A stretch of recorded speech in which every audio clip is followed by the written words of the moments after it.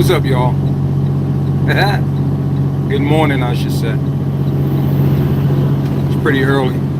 It's about 7:42 in the morning.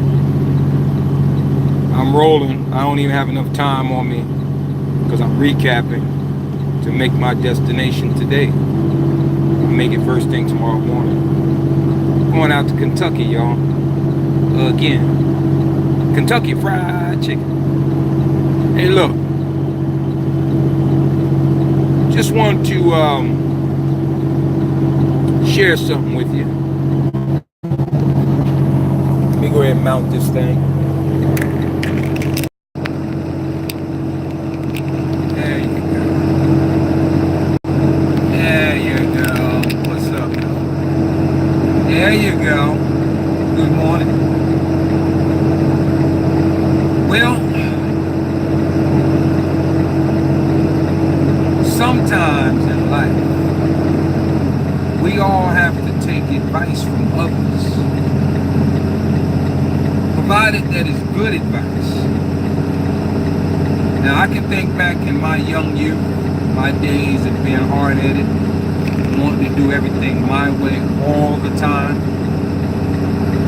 When good advice was given to me, I shunned it. I looked over it. I dismissed it. I went and did it my way. Did it my way. And it got me in some mad trouble, man. It got me in all kind of hot water, man. Because I didn't want to listen.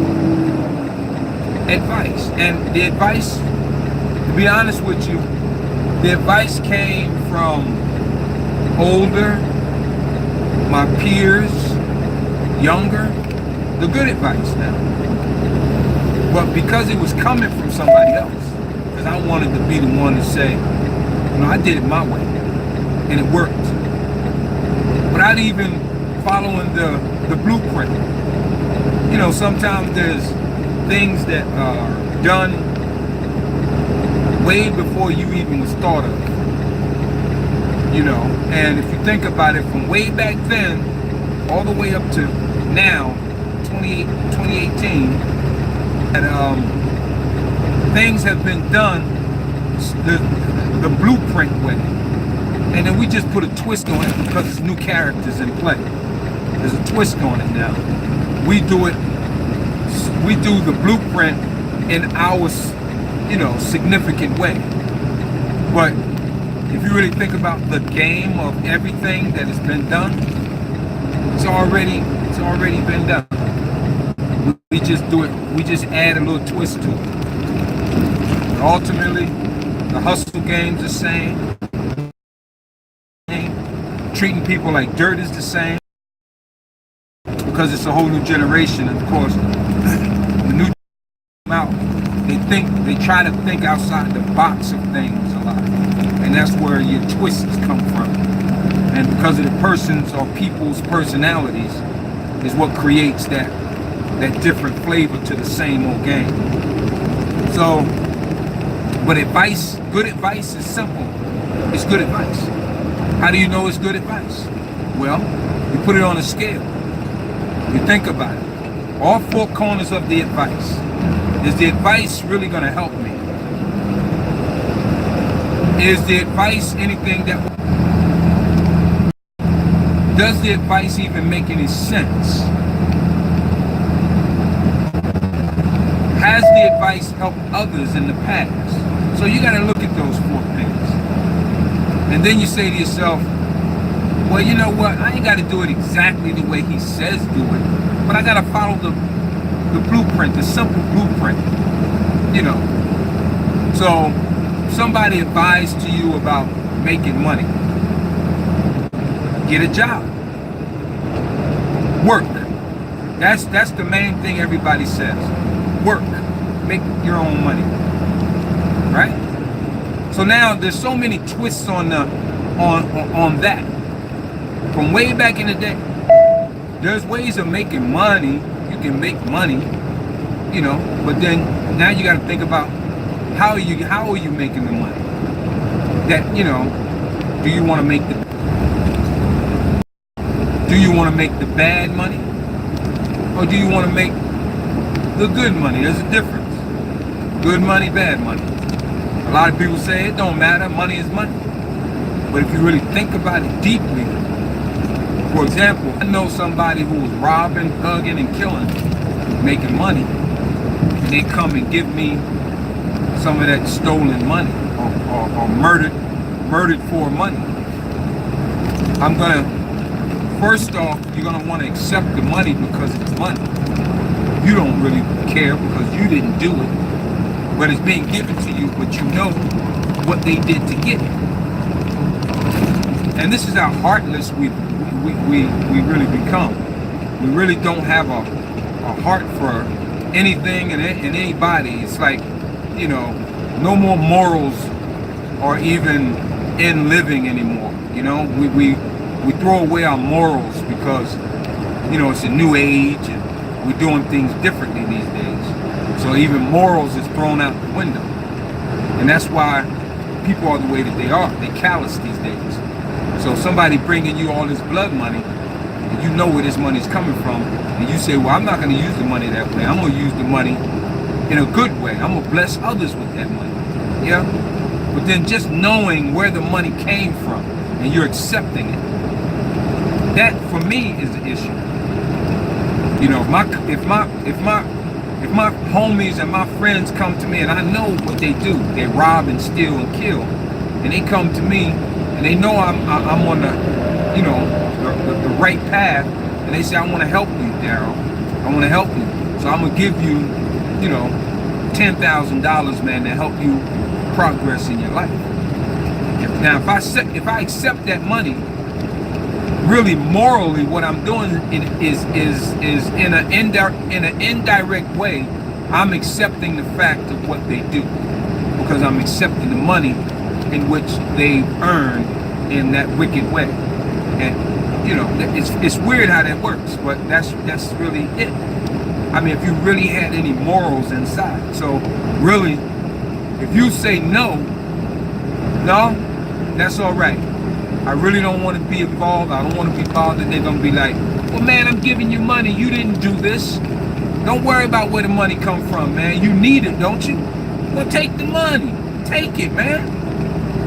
You know, you ain't going to get no trouble for it. No, but in here in my heart, I know where that money came from. And that bothers me to no end.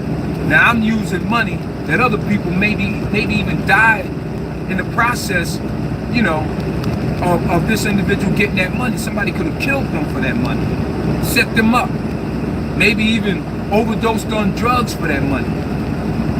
You know, all those things. Our morals is gone, man. If you look at the way that we operate, when I say we, I'm really talking to my people. You know, and then yes, after I'm talking to my people, this applies to everybody else. But I'm really talking direct to my people.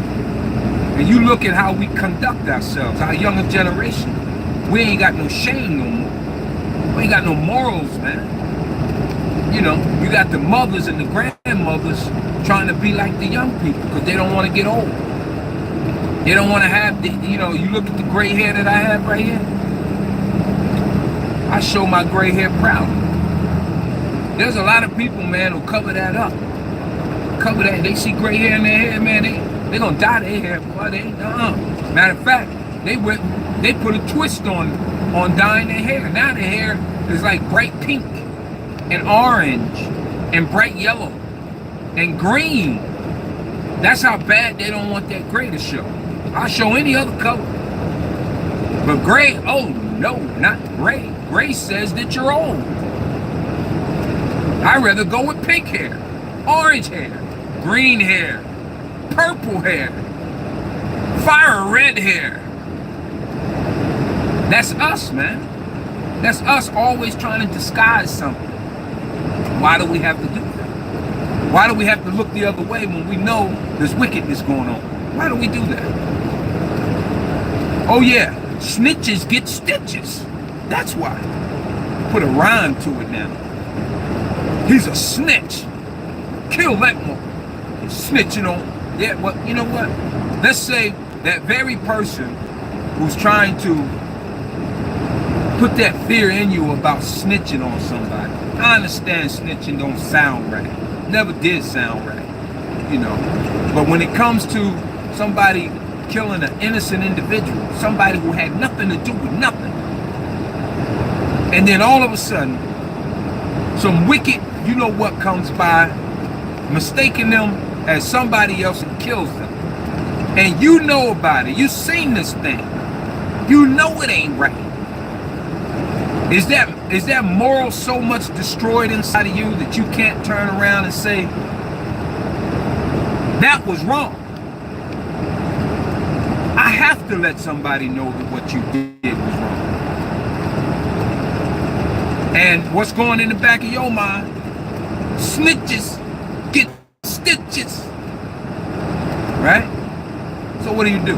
Now you're battling between the moral righteousness within, and then this thing that we try to hang on to as far as not being a snitch. Well, I'll put it to you like this. Me, you put some harm to my family, and I know my family ain't did nothing wrong to nobody. If it ain't me coming at you, giving up my life to get back at you, I am gonna be snitching. You can bring me the stitches, but when you bring them, let's just say, or you don't pray, let's just hope that you don't get the stitches. I mean, really, your family, your loved ones, man. You gonna be quiet? You gonna be quiet? And you gonna worry about that phrase then? Snitches get stitches. You gonna worry about all that? Oh man, no, I don't think so. I don't think so. There's a limit to everything, you know?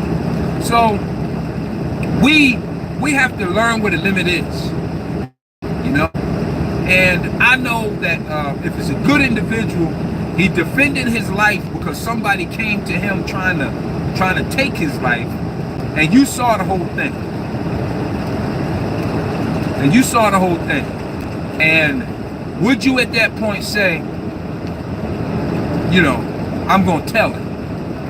Well, I think there's a limit, because if you know the guy was defending himself or his family in a righteous way, and he took another man's life that was a wicked individual trying to come at him and his family, then yeah, I would definitely snitch in a way where it's gonna make the guy who defended his family 1.25 miles. Good life. Keep left to I-64 and West. all the blame is definitely gonna go on the wicked one. The one who came and tried to rob, steal, kill, murder, or whatever he was trying to do, and he failed at it.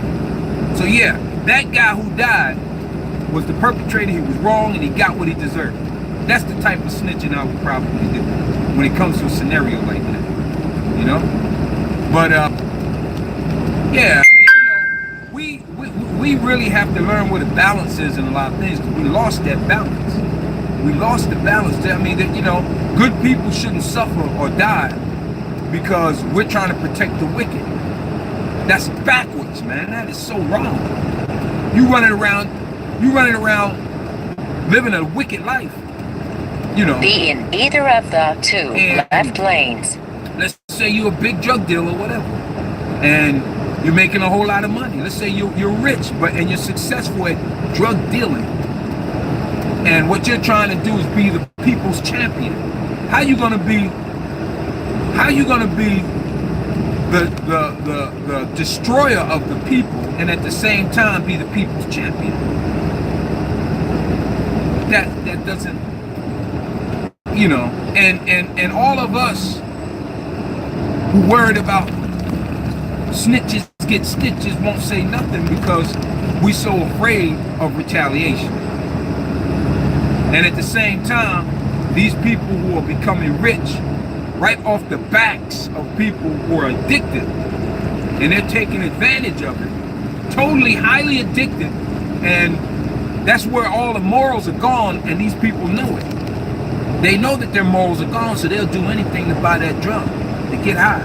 They chase that high constantly, 24/7. It's a job to them. So you know, the more that they chase that high, the richer I'm gonna get. Continue on I-64. And we good people or regular people don't see it that way. We don't see that. What we look at is the numbers of money, the money. We look at that money they have. If they got a whole lot of money to flash, we are just all just like starstruck over it. Oh my gosh, look at the gold. Look at the platinum. Look at the car. Look at the clothes. Look at all these great, look at the home that he live in. Oh my God, man. Oh, gracious. Oh, and forgetting totally about how he gained all that on the backs of us. So when you look at that, you got to compare them to the Ku Klux Klansmen. All the Ku Klux Klansmen want to do is just kill us, be done with us. But all the drug dealers want to do is just capitalize. So basically, they're contributing to putting us in chains. Not the physical chains. Now it's a different type of chains. Now they're the new KKK members. Got the same color skin you got. Yeah. Wow, something to think about there. The same color skin you got. So therefore, you are more trustworthy of that person. You look at that individual because they look like you, and you see their money, and you say, wow, he made it. We're not looking or examining into how. We don't care about that because of the color of his skin. But to me, he is the worst Klansman ever. The more dangerous one. The most dangerous Klan member is the one who has the same color skin that you have. And you don't even see it. Because the money is a blinder to you. When you see all that flashiness and that high style living, you're like, man, bump all of how he got it. Let me get some of that. You got some people, when some of these young rappers make it to fame and all that money, you got some people who would literally give their lives for their money. For them. If they represent the money, then the guys, when you hear about my shooter, they go down for me and all this type of stuff. They go to prison for you over murder and all that kind of nonsense. They quick to jump out with a gun and shoot you upside your head because they want to get in good graces with the man with all the money. But then now after you, and then, of course, the man with the money is going to protect you after you do this for him. And even if you do a stretch of time, there's some money sitting for you when you get out. This is where our morals have gone. I don't even know if y'all can see me anymore because the sun is on this side of my camera, and it is glaring across the screen. So, but you guys understand my point here. I'm talking to my people, and a lot of y'all ain't gonna want to hear this crap. To you, it's crap because you're probably living that life. But to me, and to good people, it's some good advice, something to think about. Because now we got young kids coming up. You got a lot of young kids that are being prepped to be gangsters, killers, hustlers, prostitutes, moralist people. Because of the moralist life that a lot of us have chosen to live. We think that it's very boring to live a righteous life. I live a righteous life. My life is not boring. Compare it to jumping around at a club, drinking, getting high, getting blasted, and not remembering who I was hanging with or what went on when we was, all that is not exciting. All that is risky and dangerous and foolish. And we twist it all around. Just like the word nigger. That word has been twisted amongst us now. We've been called that word so long and so often and so much that we took the word on. Because we said, a lot of us have said, well, I know back in the day that they used to call us niggers and it was a bad thing. Now we call ourselves nigga. with an A on the end, and that makes it better. You know what I'm saying, nigga? Really? So we trying to put a twist on negative things. It's like brainwash over time have worked. Because if you constantly see, Donald Trump realized this. If you constantly say something over and over and over and over, it'll get through to a lot of people. You constantly call a race of people a particular name over and over from one generation to the next generation to the next generation. Guess what? They're referred to themselves as that. That's exactly what happened with us. That young generation, they just said, hey, I ain't going against the grain. You call me a nigga, then I'm a nigga, okay? But I put my twist on and say nigga. That makes it better. We'll take that on, and nobody else can use that word. Ain't no white man can use that word against me, because we own that word now. I heard a rapper say that. You don't have white people don't have the right to call a black man a nigga. We reserve that right because of what we went through under that name, and died and suffered under the name of nigga. And now our twisted young people, even the old generation taught the young people this anyway. Taught them to keep, preserve, be proud of being a nigga. A nigga. Ooh-wee. And they say it so freely. That's, yo, bro, what's up, bro? What's up, my brother? Instead of now saying brother, everything else in those phrases work, but at the end of the phrase, they don't say brother, they say, what's up, my nigga? Yo, nigga! Oh, these my niggas right here. That sounds so self-defeating to me. You know?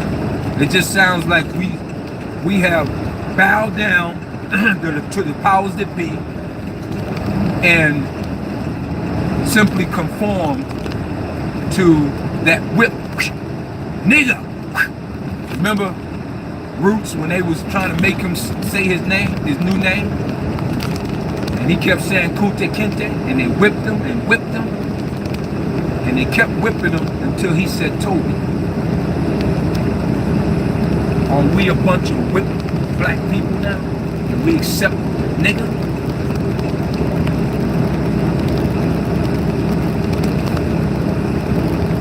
Well, I'm not that whip. I ain't never gonna accept that. You should never accept it. Good advice. Ain't nothing but advice that I'm giving to my people.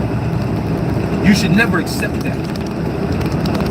You don't accept it today. You didn't accept it back then. You don't accept it today. And you don't accept it for your children to be called nigga or bitches. The newer generation is trying to say, and you even hear females saying, I'm that bitch you don't want to F with. I'm quoting the word bitch is why I keep saying it, because y'all know I don't really cuss a lot. But I'm saying this because some of y'all it don't get through to some of you if you don't say what they say. And then now they get it. You have to really get down with them, down in the dirt with them.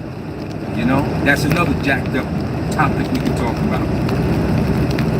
But you understand what I'm trying to say here. Stop conforming. Stop letting that whip get you to convert to what they want you to. You still a proud black individual if you want to be. If you want to be a proud black man, a successful king, don't just call yourself a king and you run around here doing wicked work and you're conforming, calling each other niggas and bitches. You ain't no king if you conform to the word nigga or bitch. The words you should be constantly accepting and spreading amongst your offsprings is kings and queens, not niggas and bitches. It's kings and queens. This is what you, from the day that they're born, you constantly feed them success. And it comes through words at first. And it's actions and words together will bring forth a king. If you want to brainwash your generation, brainwash them to be kings and queens. Don't brainwash them to conform to what the master whip says. Nigga! Nigga!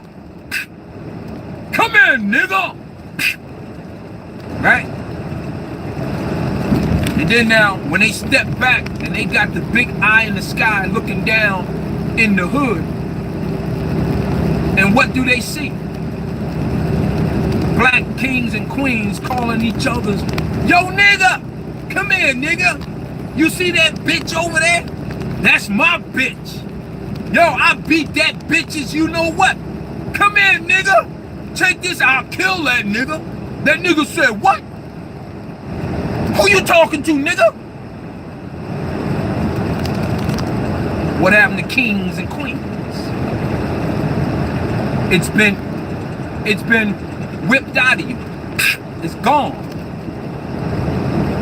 You're accepting now what they've been wanting you to accept over time, way back in slavery days. But here it is in 2018. You're accepting because of the whip. Brainwash has worked. Not all of us though.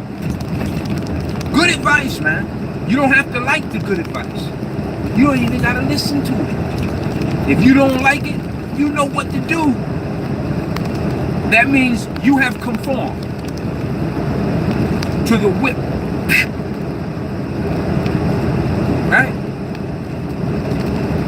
Now, if you want to be a prideful individual, stick your head up and say, I'm a strong black king. Strong black man, strong black king. You put your head up in pride. Even though we all make mistakes. I ain't blasting everybody for making a freaking mistake, but this is where we learn. We learn from our errors. You've made some awful mistakes in the past, in each and every one of your lives, even mine. But if you never learn from your mistakes, then you're a fool. And you will be the one, the next time you see another brother calling a brother a nigga, he's conformed to the whip. To the boss man whip. I don't care how you try to twist it. Right? Good advice, man. Good advice. Makes sense. It really does. Just check it out. Now, I had these things on my mind because, of course, I look at a lot of YouTube and Facebook, and I read a lot of things that goes on in my community and other communities in Chicago. My God, what in the world? Why are we doing this to each other? And do you know that those people that past weekend, all those people that were shot up, I don't know if they all was gang related. They all was not gang related. But the gang members are shooting into crowds of black people, man. So the Klansmen is sitting back like, ooh, it worked. Look at them fool niggas. They shooting each other up for nothing. Look at them. We don't even have to wear the white sheets anymore. Our job worked. The brainwash have successfully worked in 2018. Look at them niggas. They killing each other like flies. It couldn't be any better for the Klansman. So the worst kind of Klansman got the same shade as you got. And all they worried about is colors. I got red. No. I got blue. You're wearing red, or I'll kill you. Just like Democrat and Republicans. Always at odds against each other. Crips and the Bloods at odds. And now you got the new gangs coming up. They at odds with everybody. Everybody want to be the king of gangs. Don't care what color you are. Bump the color. They just want to be the king of something. I I'm gonna be the dagnabbit king. If I gotta kill everybody, I'm gonna be the king of something. Our morals is gone. We are allowing the racism whip to work. We're allowing it to work. The Klansmen, we've made their job a lot simpler now because of the ideologies that we've picked up in our hood, in our neighborhoods, in every neighborhood in the United States. Not every single, now, you know, I don't want people to start coming back at me about, oh, not my neighborhood.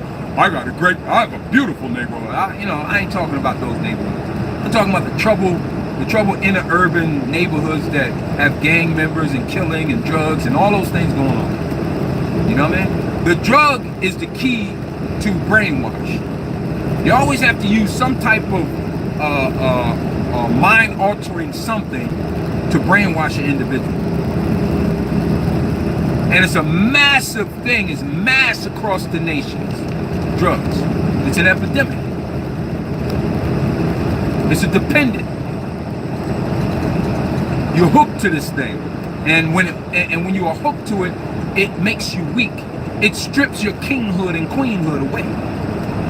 It don't matter what end of it you're on. It still works. If you're on the end of addiction, then you'll do anything for the drug. Kill, rape, steal, anything. Turn on your mother, your brother, your grandparents just to get high. Kill your babies. A mind-altering drug.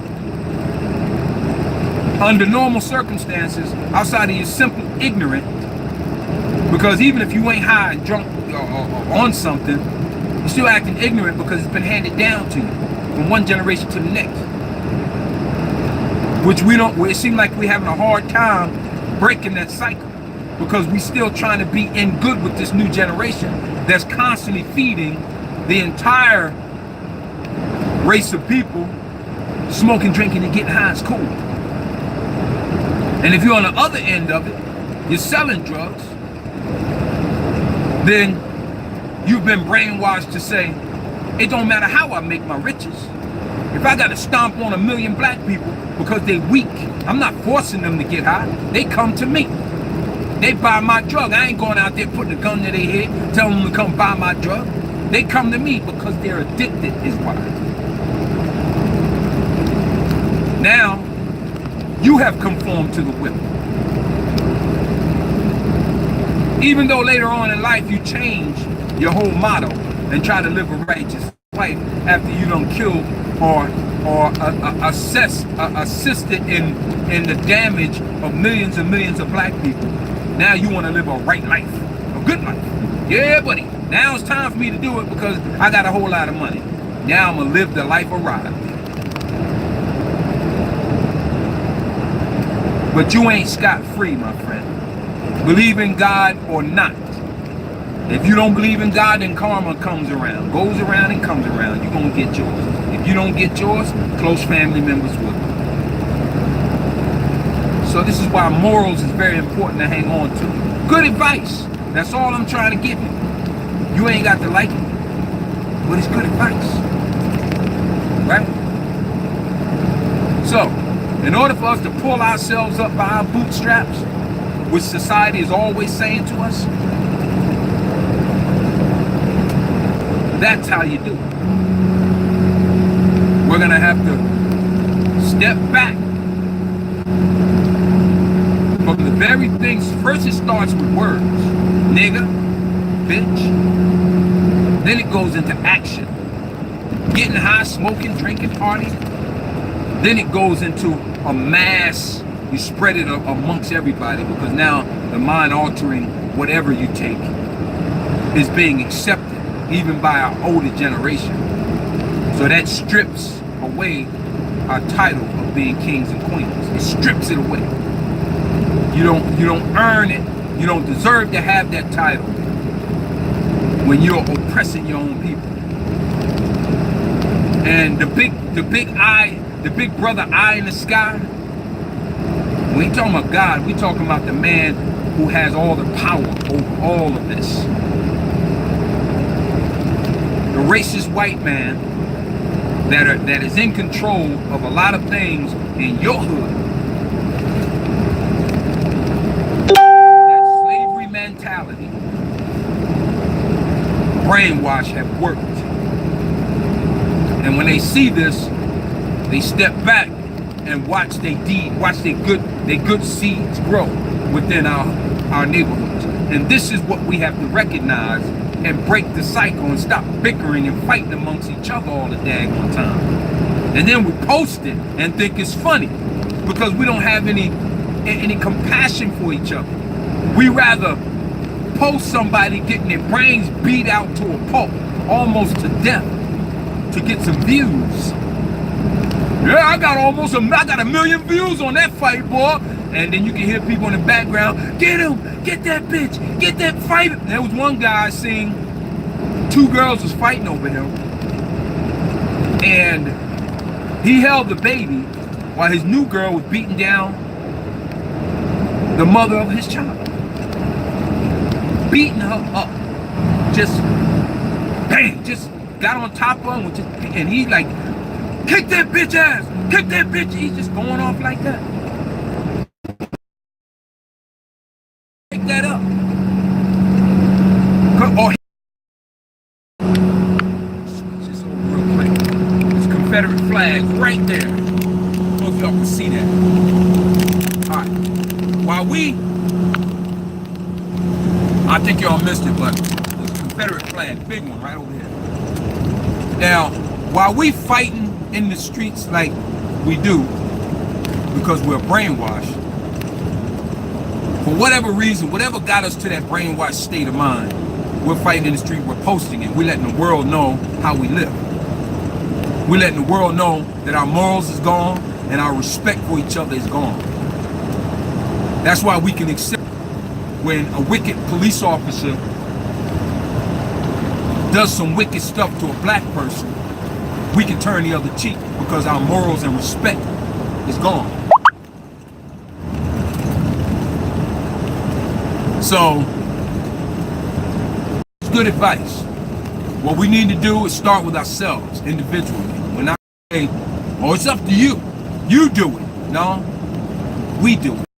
Me, you, everybody you know, start making a change. First off, stop calling each other niggas. Second of all, stop drinking, smoking, and getting high. Then you can regain your title, kings and queens. This is my rant today. I want y'all to think about it, like it or not. Think about it. It's good stuff. I'd rather get on YouTube and Facebook and listen to somebody giving me some good advice. Some good stuff, man, that all of us can benefit from. Than watching a whole bunch of corrupt, crazy, brainwashed people running around thinking they're calling each other niggas and bitches, getting high, partying 24/7 is the life of Robbie. Either end, on the rich side or on the addicted side. It ain't right and it's wrong. And it's very clear. We have to stop sending that message to the world that we don't have any respect and morals for each other. And then we crying about other races ain't got no respect for us.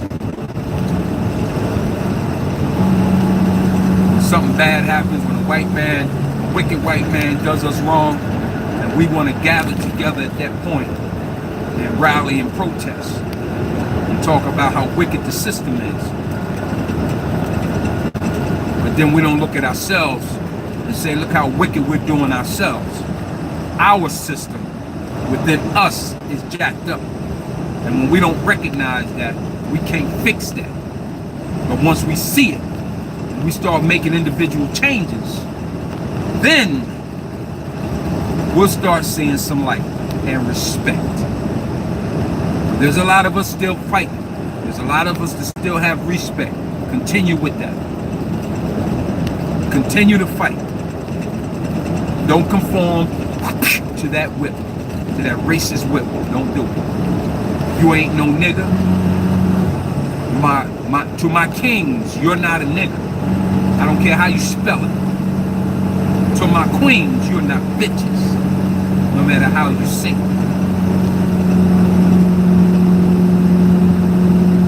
That's it.